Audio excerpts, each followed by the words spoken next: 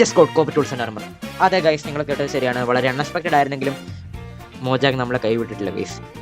നമ്മുടെ latest Minecraft റിവ്യൂവിൽ Mojang 4 features ആണ് ഗൈസ് റിലീസ് ചെയ്തിട്ടുള്ളത്. നമുക്ക് ഓരോന്ന് നോക്കാം.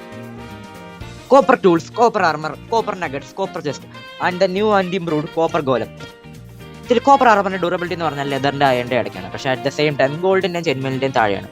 സോ ഞാൻ മോസ്റ്റ്ലി കോപ്പർ ആർമർ ആയിരിക്കും തൊട്ട് ഉപയോഗിക്കുന്നത്, കാരണം കോപ്പർ അയണിനേക്കാളും ഭയങ്കര എളുപ്പമാണ്, മാത്രമല്ല അത്യാവശ്യം ഡ്യൂറബിലിറ്റി ഉണ്ട്. നമ്മുടെ ലിസ്റ്റിലെ അടുത്ത സാധനം എന്ന് പറഞ്ഞാൽ കോപ്പർ ടൂൾസ് ആണ്. കോപ്പർ ടൂൾസിന് സ്റ്റോൺ ടൂൾസിന്റെ അതേ സെയിം ഡാമേജ് ആയിരിക്കും, പക്ഷേ കോപ്പർ ടൂൾസിന് കുറച്ചുകൂടെ ഹയർ ഡ്യൂറബിലിറ്റിയും സ്ലൈറ്റ്ലി ഫാസ്റ്റർ മൈൻ സ്പീഡും ആയിരിക്കും. പക്ഷേ കോപ്പർ ടൂൾസിന് നമ്മുടെ അയൺ പിക്കാക്സ് വെച്ച് മൈൻ ചെയ്യാൻ പറ്റുന്ന ഓൾസ് ഒന്നും മൈൻ ചെയ്യാൻ പറ്റത്തില്ല.